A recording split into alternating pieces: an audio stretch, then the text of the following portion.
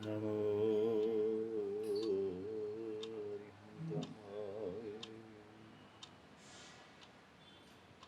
નમો સિદ્ધાય નમો આયર્યાણ નમો વજ્રાયાણ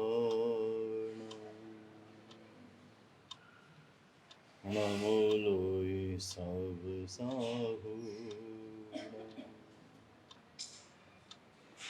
હે શુભંચનમુકારો સબ ભાવ પ્રણામ મંગલાણંચ સર્વેષુ પડમં હવૈ મંગલમ જય જગજીવ જોણી વિયાણો જગગુરુ જગાનંદો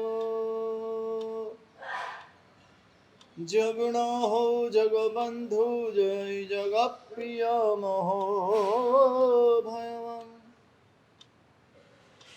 જય સુયાણમ ભવતિથયરાણમ પશ્ચિમો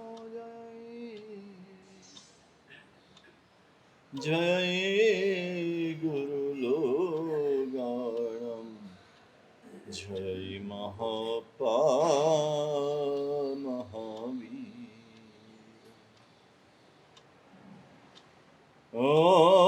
ઓમકારં બિંદુ સંયુક્તં નિત્યં ધ્યાયન્તિ યોગિનઃ કામદં મોક્ષદં ચૈવ ઓમકારાય નમો અજ્ઞાનતિમિરાંધાનાં જ્ઞાનાંજનશલાકયા નેત્રముન્મિલિतं येन તસ્મૈ શ્રી ગુરવે નમઃ અચિંત્ય ચિંતામણિ કલ્પશાખિને વિશુદ્ધ સદ્બ્રહ્મ સમાધિશાલિને દયાર્ણવાયાર્ધિદાયિને નમો નમઃ શ્રી ગુરુને નમો નમઃ શ્રી ગુરુને નમો નમઃ શ્રી ગુરુને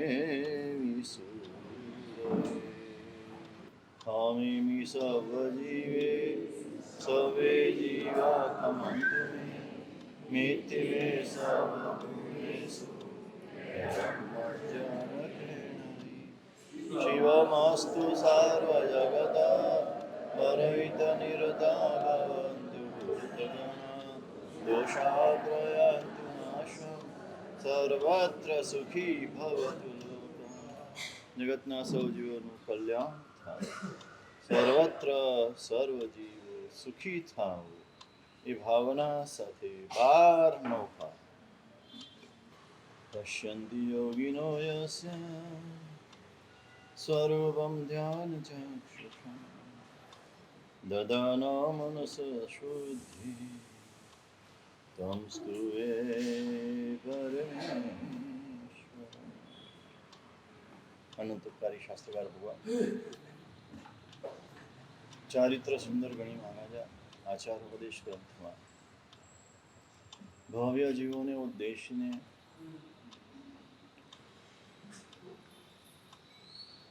જે વાત એમને કરવી છે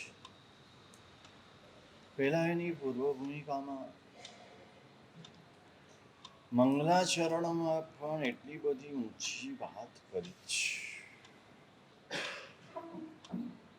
કદાચ એમ લાગે કે આપણે એને યોગ્ય જ નથી, અજ્ઞાની ભગવંતો છેક ટોચને સ્પર્શેલા છે અને આપણે તલેટીમાં પણ નથી, છે ખીણમાં છે.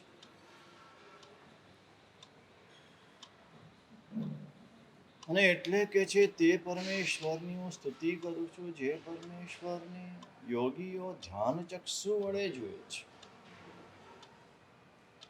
પણ કેવી રીતે જુએ છે? તો કે દદાના મનસ શુદ્ધિ.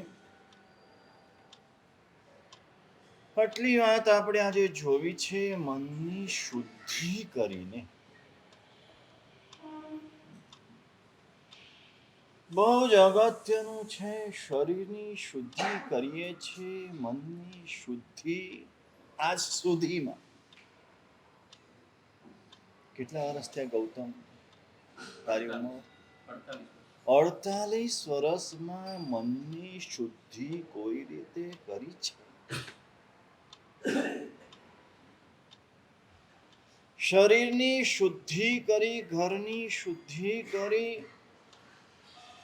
તિજોરીની શુદ્ધિ કરી, દુકાનની શુદ્ધિ કરી, કપડાની શુદ્ધિ રોજ કરીએ. ધોને કપડા મારા મેલા મેલા થાય, આ તું અંતરની વાત બીજા કોઈને નાખે. રોજ મેલા થાય છતાં રોજ ધોઈ. શરીર રોજ અપવિત્ર થાય છતાં રોજ સ્નાન કરે. મન પણ એવું છે, રોજ એમાં ગંદકી ભરાય છે. આપણે ભરીએ છીએ, બહારથી આવતી નથી, આપણે ભરીએ છીએ. 5 ઇન્દ્રિય એ મનના દ્વાર છે. 5 ઇન્દ્રિય દ્વારા આપણે મનમાં ગંદકી ભરી રહ્યા છીએ. તો મન મેલું જ થવાનું. આખા બિલ્ડિંગનો કચરો એક કચરા પેટીમાં ઠલવાય, તે કચરા પેટી સારી રહેશે?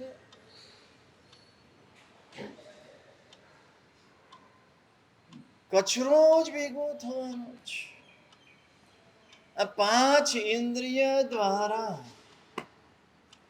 આપણે હંમેશા માટે આજ સુધી કચરો ભેગો કર્યો છે. અને પછી અત્યારે ફરિયાદ કરીએ કે મન શાંત નથી રહેતું, મન સ્થિર નથી રહેતું. તો ઉકરડો છે તો ગંધાવાનો જ છે. ઉકરડા પાસે સુગંધની આશા રાખીએ એ જ ખોટી છે.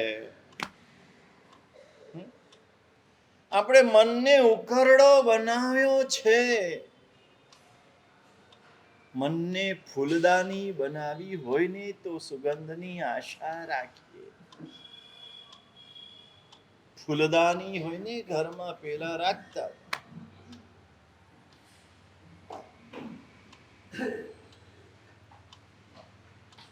ફૂલદાની ખાલી હોય તો ચાલે, પણ ફૂલદાનીમાં કચરો ન ભરાય. તિજોરી ખાલી હોય તો ચાલે, પણ તિજોરીમાં ઘરમાં જગ્યા નથી, એ બધી વસ્તુ તિજોરીમાં ન ભરાય. આ આપણને ખબર છે. ફૂલદાનીમાં ફૂલ જ મુકાય. તિજોરીમાં પૈસા, રૂપિયા, સોના, ચાંદી, હીરા, મોતી, રત્નો આ જ મુકાય કે બેંકના કાગળિયા.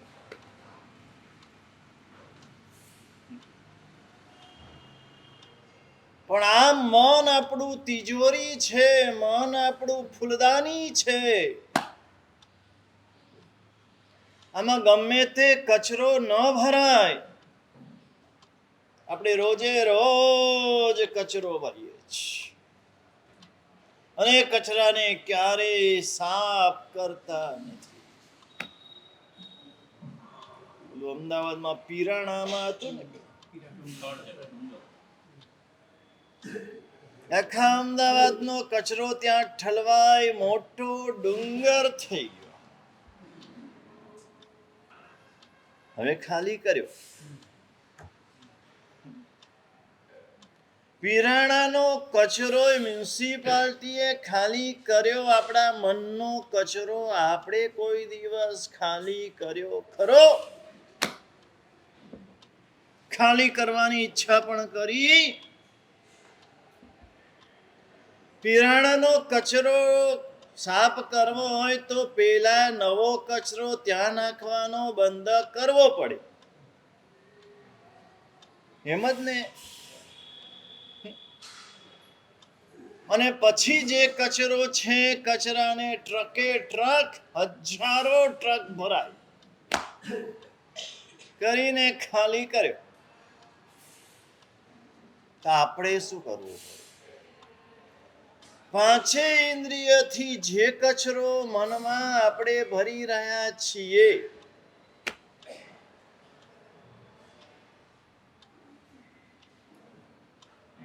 નીતિકારો એક ઉપમા આપીને બતાવ્યું. જંગલમાં એક માણસનું શબ પડ્યું છે. તાજું તાજું મળદું છે અને એમાં શિયાળિયું ત્યાં આવ્યું. શિયાળ માટે તો એ મળદું નથી, શબ નથી, એનો ખોરાક છે, એનું ભોજન છે, એનું મિષ્ટ ભોજન છે. ખુશ થઈ ગયું. તમે શેનાથી ખુશ થાવ છો? તમે શેનાથી રાજી થાવ છો? ટીવીના દ્રશ્યો જોઈ જોઈને રાજી થાવ છો? પિક્ચર જોઈ જોઈને રાજી થાવ છો? હોટલનું ખાઈ ખાઈને રાજી થાવ છો? કાનમાં આખી દુનિયાની વાતો સાંભળી સાંભળીને રાજી થાવ છો? પિક્ચરના ગીતો સાંભળી સાંભળીને ખુશ થાવ છો? આ બધો કચરો છે.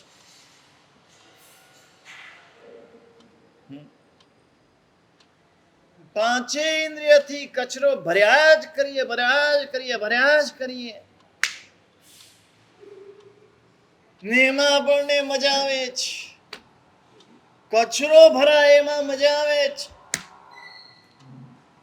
તિજોરીમાં કચરો ભરે ને બાળક ખુશ થાય, આખી તિજોરી મારી ભરેલી છે. હે, કચરાથી ભરેલી હોય તો રાજી થવાય? કે 500ની નોટની થપ્પીની થપ્પી ગોઠવેલી હોય? આજે પટવા ત્યાં જવાનું છે, ખબર છે?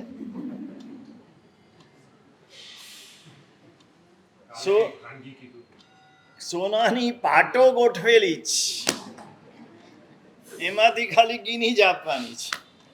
એ અડધા ગ્રામની આપશે કે 5 ગ્રામની આપશે મને ખબર નથી.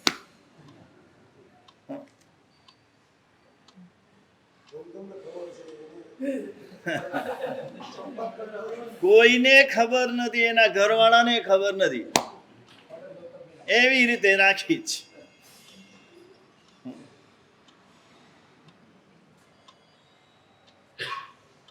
એનાથી રાજી થાય, કચરાથી રાજી ન થાય. આપણે શેનાથી રાજી થઈએ? તીર્થયાત્રા કરીને રાજી થઈએ કે યુરોપની ટૂરથી રાજી થઈએ? જીનવાણી સાંભળીને રાજી થઈએ કે દુનિયાની નિંદા સાંભળીને રાજી થઈએ? આંખોથી પરમાત્માની મૂર્તિને જોઈ જોઈને રાજી થઈએ કે દુનિયાના કુરૂપ નહીં જોવા લાયક દ્રશ્યો જોઈ જોઈને રાજી થઈએ? શેનાથી રાજી થઈએ એના આધારે આપણો આલોક અને પરલોક બંને નક્કી થાય. તમને શું ગમે છે, શું કરો છો એ નહીં, આપણે શું કરું છું એને મહત્વ આપીએ છીએ.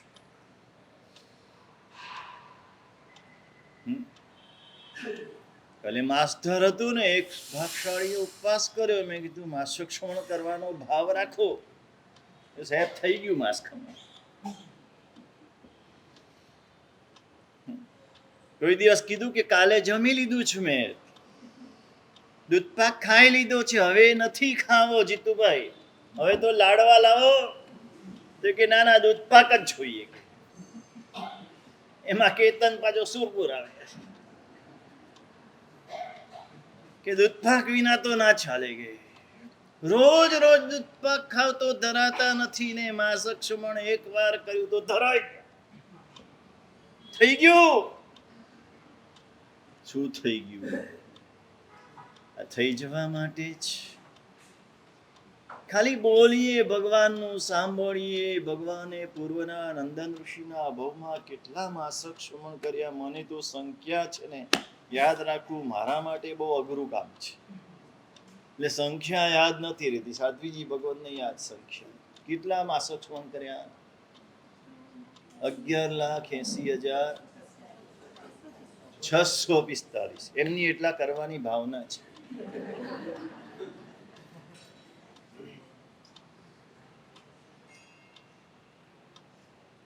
રોજ બોલીએ, રોજ સાંભળીએ, આપણને એમ ન થાય એને આટલા 11 લાખ ઉપર માસક ક્ષમણ કર્યા, આપણે એક ઉપર બીજો તો કરીએ.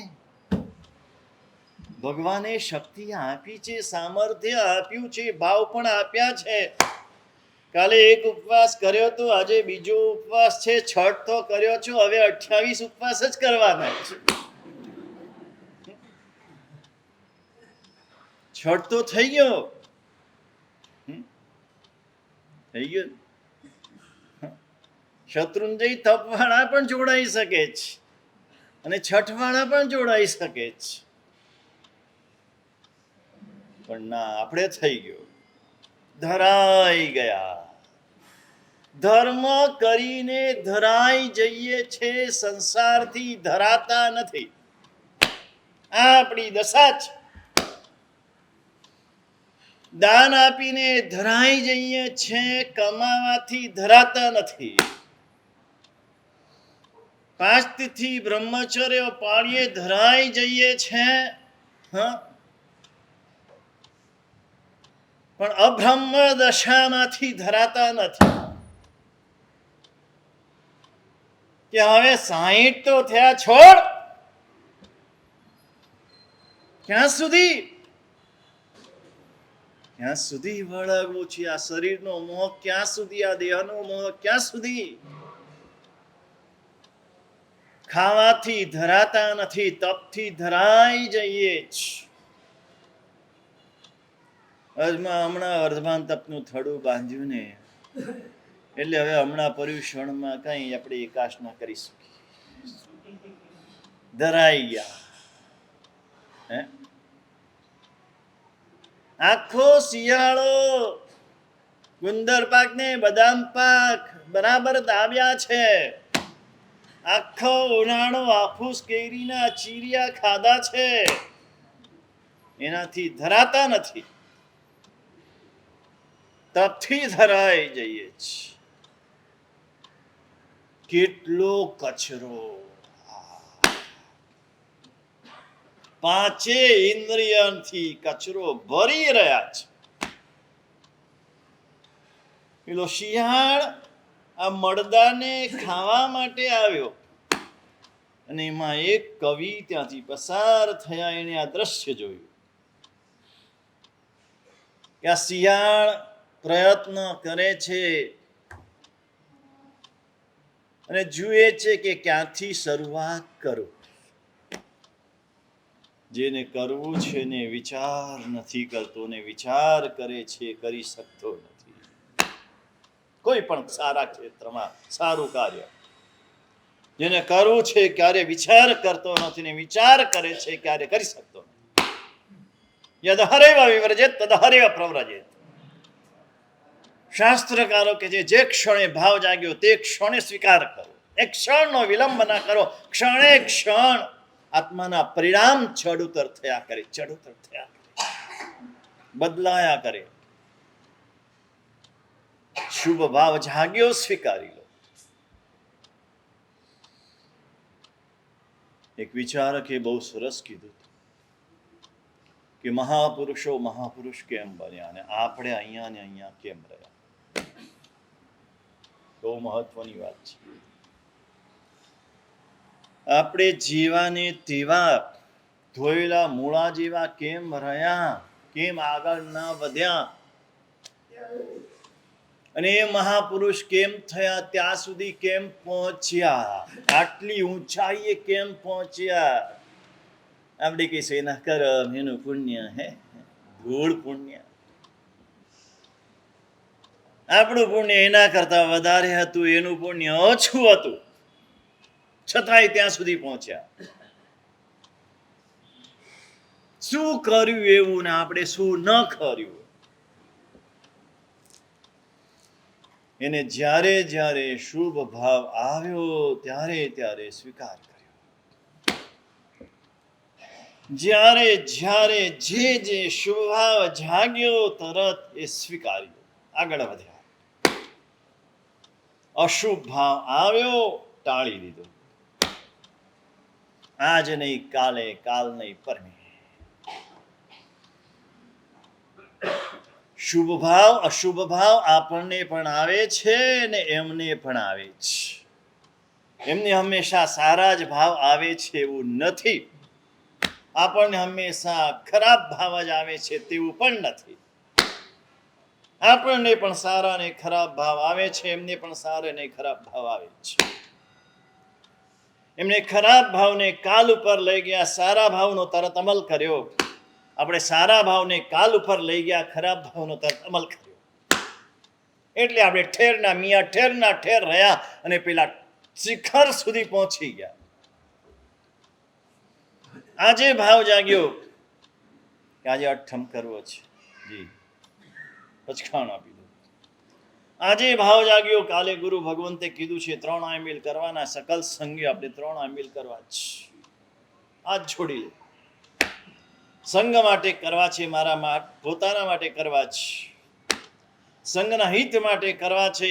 આંબિલની ઓળીઓ ઘણી કરી, બધું મારા માટે કર્યું, આજે સંઘ માટે કરવું છે.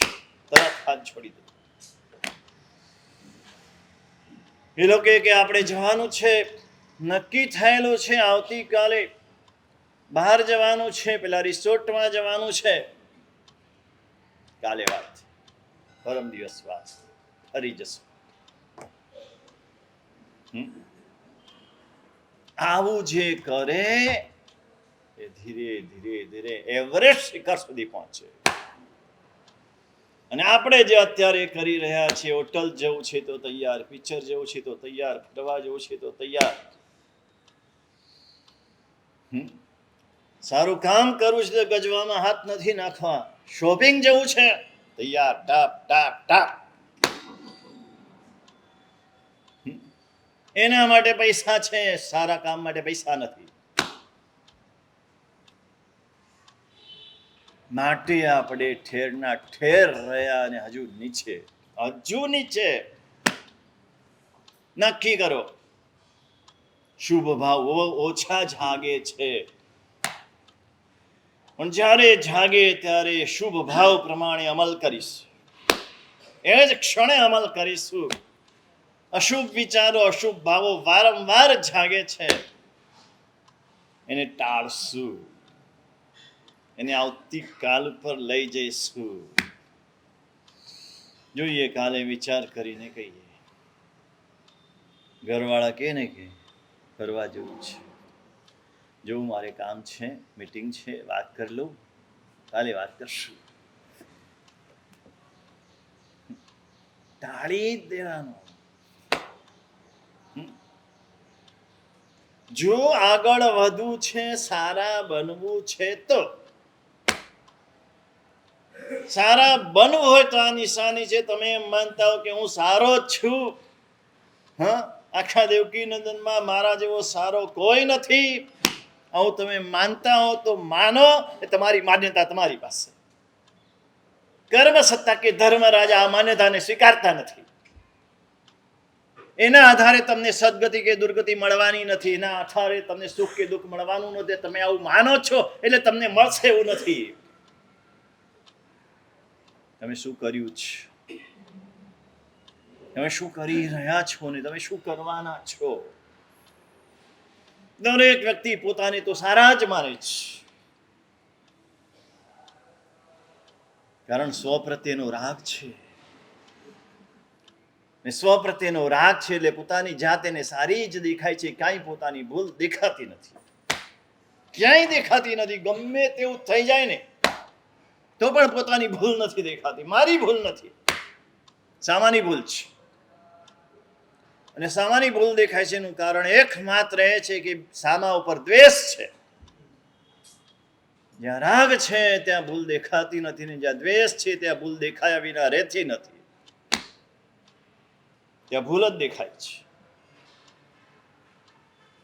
કોર્ટમાં જતો રહે ને કેસ તો પણ મારી ભૂલ નથી, ભૂલ એની જ છે. વકીલ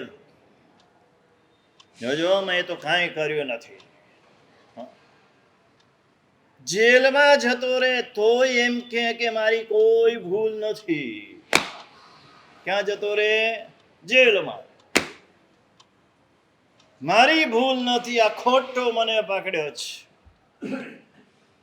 આ માણસનો અહંકાર છે. અહંકાર મોટામાં મોટો અહંકાર છે. જીવ હળુકર્મી થાય તો જ પોતાની ભૂલ દેખાય. હળુકર્મીપણાની આ નિશાની છે, એને પોતાની ભૂલ દેખાય. જ્યાં સુધી ભારે કર્મી છે ત્યાં સુધી પોતાની ભૂલ દેખાય નહીં, બીજાની જ ભૂલ દેખાય. બરાબર સમજી લેજો આપણે કઈ સ્થિતિમાં છીએ. આપણી સારપ દેખાય છે કે આપણી ઉણપ દેખાય છે? આપણી સારપ જ દેખાય છે ને બીજાની ઉણપ જ દેખાય છે તો સમજી લેવું આપણે બહુ બહુ બહુ ભારે કરવી છે. હજુ અસંખ્ય ભવો કરવાના બાકી છે. હજી દુર્ગતિની પરંપરા આપણા માટે ઊભી છે. દુર્ગતિની પરંપરા ઊભી છે. જીવના ઘણા બધા કર્મો હળવા થાય ત્યારે એને પોતાની ભૂલ દેખાય.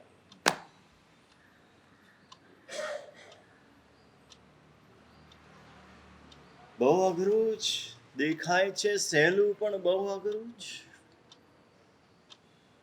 અને અઘરામાં અઘરું આ જ છે. માસક શ્રમણ કરવું સહેલું છે. 45 ઉપવાસ કરવા, 68 ઉપવાસ કરવા, 108 ઉપવાસ કરવા બધું સહેલું છે. કરોડ, 2 કરોડ, 5 કરોડ, 10 કરોડ નું દાન કરી દેવું, વગર નામે કરી દેવું, એ પણ સહેલું છે. નાની ઉંમરમાં યુવાન વયમાં બ્રહ્મચર્ય પાળવું એ પણ સહેલું છે. આ બધી બાબતમાં તો અત્યારે મુંબઈના યુવાનો બહુ બહુ બહુ આગળ છે. લગ્ન કરીને તરત બ્રહ્મચર્ય, લગ્ન કરીને તરત યાવત જીવ માટે, અને અણિશુદ્ધ પાલન કરે, અણિશુદ્ધ.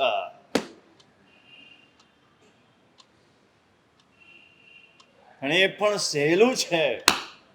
સ્વદોષ દર્શન અઘરા છે.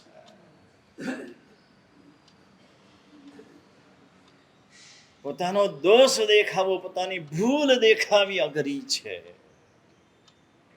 ભૂલ સુધારવી તો એના કરતા ઘણું કઠિન છે, પણ ભૂલ દેખાવી એ પણ અઘરું છે.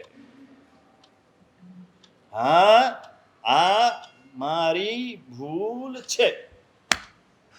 આ 7 અક્ષર બોલવા એ સૌથી કઠિન છે. કદાચ ભૂલ દેખાઈ જાય ને તો પણ આ 7 અક્ષરે બોલી ન શકે. એને દેખાઈ ગઈ, પોતાની ભૂલ દેખાઈ ગઈ, મારી ભૂલ છે.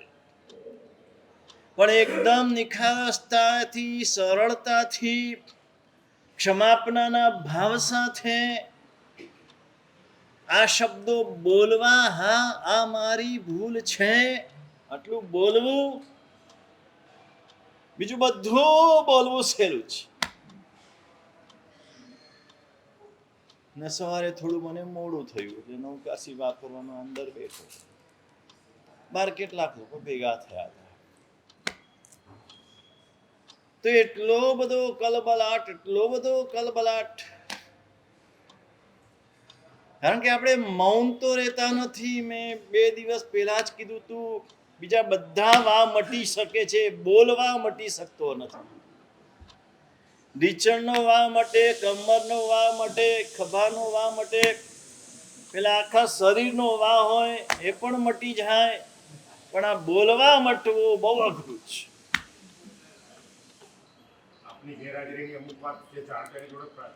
હા, થઈ જાય, બરાબર, સાચી વાત છે. બોલવામાં ફેર છે. એ બોલે તો પણ કેટલું ધીમેથી બોલે. આપણે ઉપાશ્રયમાં છીએ, આપણે દેરાસરમાં છીએ. આ એને ખ્યાલ રહેવો જોઈએ. સામે ભગવાન બેઠા છે, ગુરુ ભગવંત છે, એની હાજરીમાં મોટેથી ન બોલાય. એક જણ બોલતો હોય ત્યારે બીજાએ ન બોલાય. આ એક શિષ્ટાચાર છે. આટલી શિષ્ટાચારની પણ આપણને ખબર નથી. એક સાથે બધા બોલવા લાગે. એક વ્યક્તિ જે વાત કરતો હોય એ વાતને પુષ્ટિ આપવી જોઈએ. આ પણ એક શિષ્ટાચાર છે. તે વખતે બીજી વાત ન કરાય. આપણે બીજી વાત કરવા લાગીએ, હું જાણું છું એ બતાવવા માટે, મને ખબર છે. આપણે એમ કહેતા હોય ને કે અત્યારે 5 વર્ષના છોકરાને માસિક શ્રવણ ચાલે છે, 15 ઉપવાસ થઈ ગયા, તો એની અનુમોદના નહીં કરે. સાહેબ, ગયા વર્ષે પેલા 4.5 વર્ષના છોકરાએ માસિક શ્રવણ કર્યું હતું. આ શિષ્ટાચાર નથી. આ શિષ્ટ પુરુષનો, સજ્જન પુરુષનો આચાર નથી. આ એના કુળની પરીક્ષા થાય, આ એના ખાનદાનની પરીક્ષા થાય. જે વખતે જે વાત ચાલતી હોય એ વાતની જ પુષ્ટિ કરવી આ શિષ્ટાચાર છે.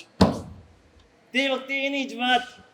ગુજરાતીમાં કહેવત છે ને, જેના લગન હોય એના ગાણા ગવાય. હવે લગન અત્યારે કોઈક ના હોય, એનો જમણવાર હોય, તમે જમતા હો, 1000, 2000, 3000 રૂપિયાની ડીશ હોય, અને તે વખતે તમે પેલાના લગ્નમાં 5000ની ડીશ હતી, પેલાના લગ્નમાં 6000ની ડીશ હતી, તમે વાત કરો તો શોભતું નથી. અહીંયા રસગુલ્લા ખાધે જ રાખવા છે આના, અને વાત પેલાની કરવી છે. આ બધા શિષ્ટાચારની પણ આપણને ખબર નથી. આપણી મૂળ વાત એ છે. આજે મનમાં કચરો દાખલ થાય છે. પેલું શિયાળિયું માણસના શબને ખાવાની શરૂઆત કરે એની પહેલા કવિ ત્યાંથી પસાર થયા. કવિએ આ દ્રશ્ય જોયું. આ દ્રશ્ય જોઈને કવિ શિયાળને ઉદ્દેશીને કહે છે, રે રે જંબુક મુંચ મુંચ સહસા નીચસ્ય નિંદ્યમ વપુ. હે જંબુક, હે શિયાળા. જંબુક એટલે શિયાળ. નીચ માણસનું નિંદ્ય શરીર છે, નિંદા કરવા લાયક શરીર છે, એને છોડી દે. પેલું શિયાળામાં ફરે છે, એના માથા પાસે ગયો, પેલા માથું આવ્યું, તો કે આ માથાને તો અડતો જ નહીં, આ માથામાં એણે આખી દુનિયાના ગંદા વિચારો ભર્યા છે. સારા વિચારો તો અંદર છે જ નહીં. આ મગજની અંદર નેગેટિવિટી એટલી બધી ફેલાયેલી છે, સંપૂર્ણ મગજ એનું નેગેટિવ છે. કોઈ સારી વાત અંદર છે જ નહીં, એને અડતો જ નહીં.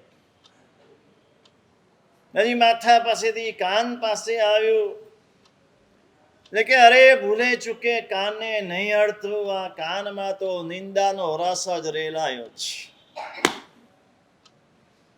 આખી દુનિયાની ખરાબ વાતો આ કાનથી સાંભળી છે. પછી એ ટીવીમાં સાંભળી હોય, રેડિયોમાં સાંભળી હોય, મોબાઈલમાં બ્રેકિંગ ન્યૂઝમાં સાંભળી હોય કે દુનિયાના લોકો પાસે સાંભળી હોય. સાચી વાત કરજો, દુનિયા દેવકી નંદન સંઘમાં આપણે દુનિયાની વાત છોડો. સારું સારું કેટલું થયું એ કેટલાને ખબર હોય ને દેવકી નંદનમાં ખરાબ ખરાબ કેટલું થયું એ બધાને ખબર હોય. રસોઈમાં શું સારું હતું એની વાત થાય કે એકાદ વસ્તુ નબળી હતી એની વાત થાય. દૂધપાક ખૂટી ગયો એની વાત થાય કે દૂધપાક બહુ સારો બન્યો તો એની વાત થાય. આ બધા ઉપર તમારું નક્કી થાય તમે કોણ છો, તમે ક્યાં છો, કઈ ભૂમિકાએ છો. તમારામાં સજ્જનતા છે કે દુર્જનતા છે.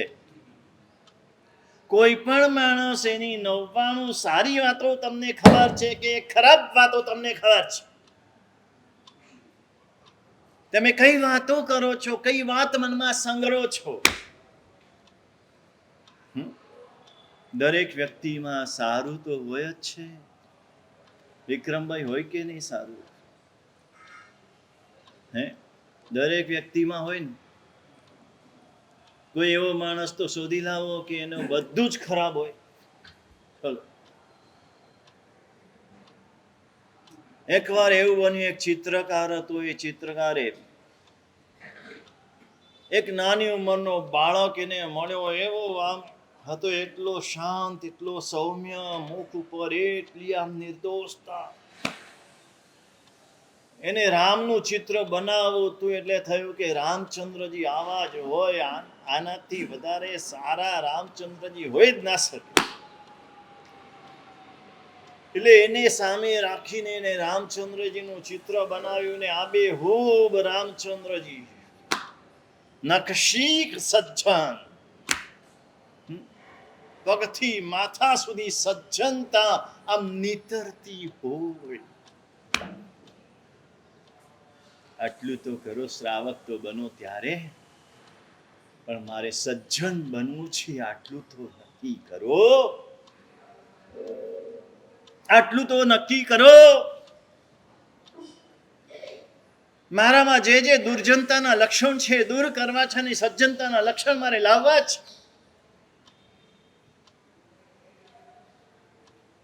નહીં, હું તો સજ્જન શિરોમણી છે. પોતાને સજ્જન શિરોમણી માને ને એ સૌથી વધુ દુર્જન છે, અને બીજાને દુર્જન માને ને એ પોતે સૌથી વધુ દુર્જન છે. આ દુર્જન ને સજ્જનના લક્ષણ છે.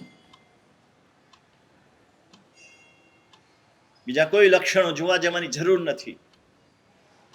જે વ્યક્તિ પાસે જાઓ ને એની પાસે ખાલી પોતાના વખાણ હોય ને બીજાની નિંદા હોય ને તો સમજવું આ જગતમાં દુર્જન છે. એની પાસે ઊભા રહેવા જેવું નથી.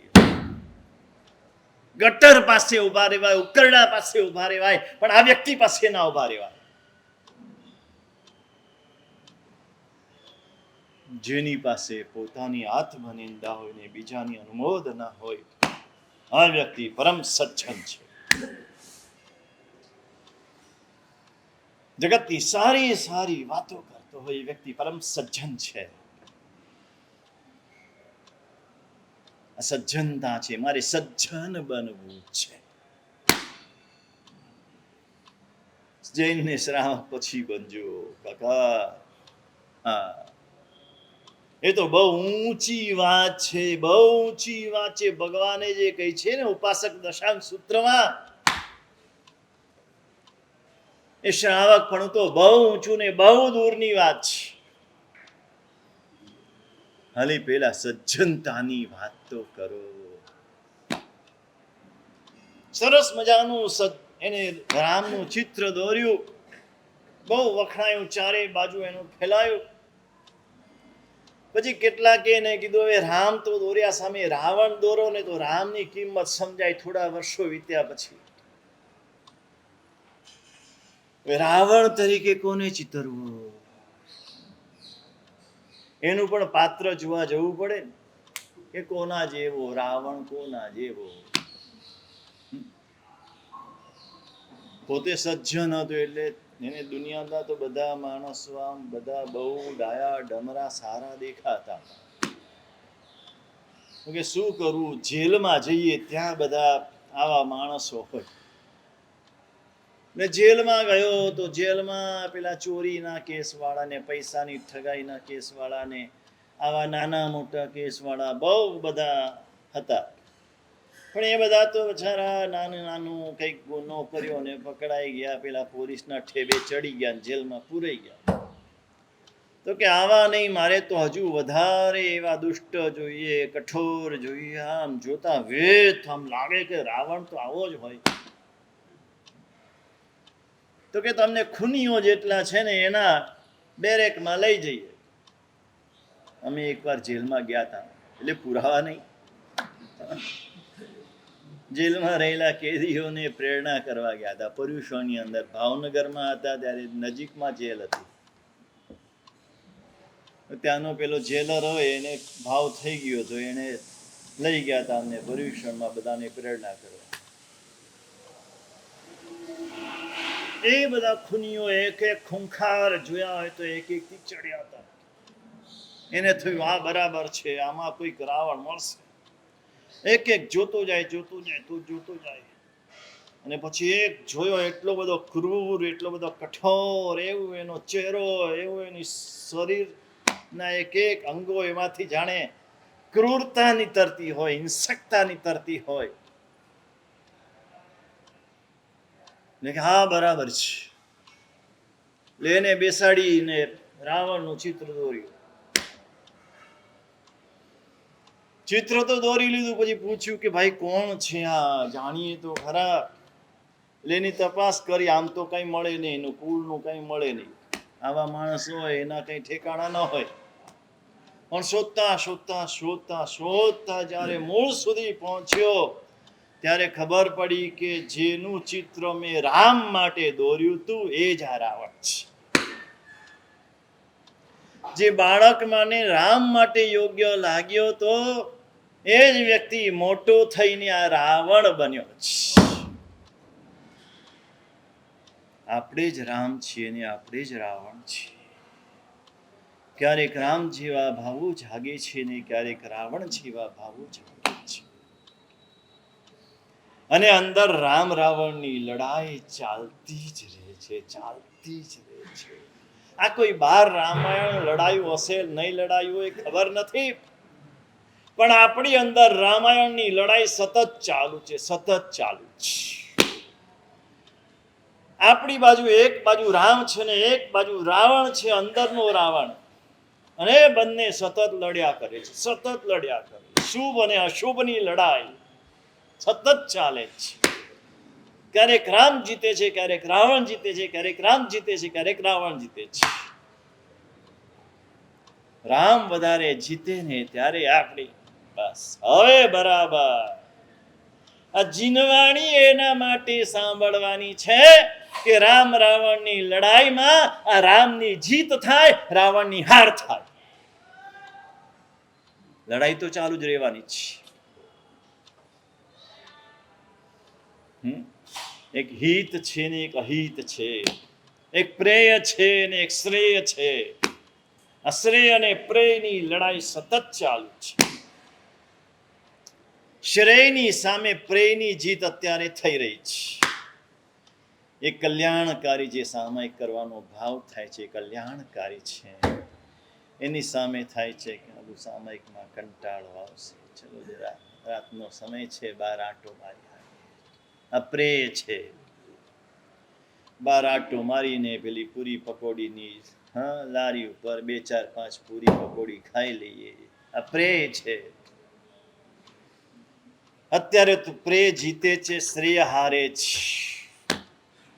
એમાંથી આગળ વધવું છે. પ્રેયની હાર થાય ને શ્રેયની જીત થાય, રાવણની હાર થાય ને રામની જીત થાય, એ કક્ષાએ પહોંચવું છે.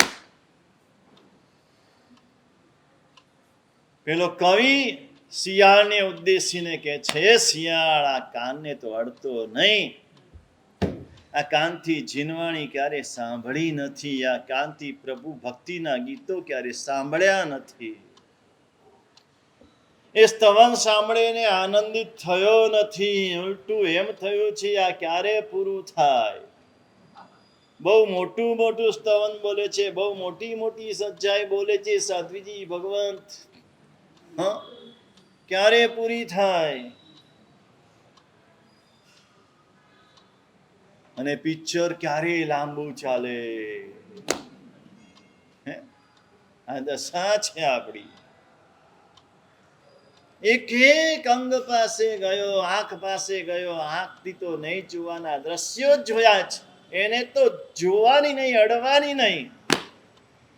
જોવા જેવા પ્રભુને ક્યારે જોયા નથી. આ નાકથી તો બસ અત્તર ને પરફ્યુમ ને સેન્ટ ને એની જ સુગંધો લીધા કરી છે. દુર્ગંધથી ભાગ્યો છે ને સુગંધ આવી ત્યાં ખેંચાઈને દોડ્યો છે. આ જીવથી તો નહીં ખાવા જેવું જ ખાધું છે. પાઉંભાજી ને સેન્ડવીચ ના થોકે થોક અંદર ઠોક્યા છે. પછી આંતરડા ચોંટી જાય. હજી ડોક્ટર કે આંતરડાનું ઓપરેશન કરવું પડશે. હમણાં નવું આવ્યું, કેટલા બધા લોકોને આંતરડાના ઓપરેશન. કેમ? આ બ્રેડ ખાય, પાઉં ખાય, પાઉં ભાજી ખાય, સેન્ડવીચ ખાય, પીઝા ખાય, આ બધા ચોંટી જાય આંતરડામાં. એવા ચોંટી જાય, એ આંતરડું કાપવું પડે. ખાતી વખતે મજા આવે છે, પણ પછી એની શું દશા થાય છે. કરવા જેવું કર્યું નથી, નહીં કરવા જેવું કરી રહ્યા છે. આ મનમાં બધું કચરો ભર્યો છે. 5 ઇન્દ્રિયનો આ હાથ પરોપકાર માટે ક્યારે વપરાયા નથી, કોઈનું દુઃખ દૂર કરવા માટે વપરાયા નથી, કોઈને બચાવવા માટે વપરાયા નથી, કોઈને મારવા માટે વપરાયા છે. આ હાથ બીજાને દુઃખ આપવા માટે વપરાયા છે. આ હાથ મજૂરી કરવા માટે, કદાચ પોતાના સ્વાર્થ માટે વપરાયા છે, પણ કોઈનો ભાર ઓછો કરવા નથી વપરાયા. કે લાવો તમારી બેગ ઉપાડી લો. તમે 2 બેગ પકડીને ચાલો છો, લાવો એક બેગ હું લઈ લઉં. આવું ક્યારે થયું નથી. આ પગ દૂધની લાઈનમાં, શાકભાજીની લાઈનમાં, પિક્ચરની લાઈનમાં, ટ્રેનની ટિકિટની લાઈનમાં ઊભા છે. આ પગ ક્યારે કૌશક ધ્યાનમાં ઊભા નથી સ્થિર. આ પગથી તીર્થ યાત્રાઓ ચાલીને કરી નથી. એકે ચીજને અડવા જેવું નથી. શરીરના એક એક અંગથી મનમાં કચરો ભર્યો છે. હવે કચરાને કાઢવો છે. પેલા એટલું નક્કી કરો. શરીર શુદ્ધિ બહુ કરી. દિવસમાં 3 વાર નાહીને તો પણ આ શરીર ગંધાવાનું છે. ઘણા બધા રોજ દિવસમાં 2 વાર બ્રશ કરતા હોય ને કોલગેટ થી કરતા હોય. જો કે કોલગેટ તો ના વપરાય, પણ પેલું બાબા રામદેવનું કયું કહેવાય, પતંજલિનું દંત ક્રાંતિ,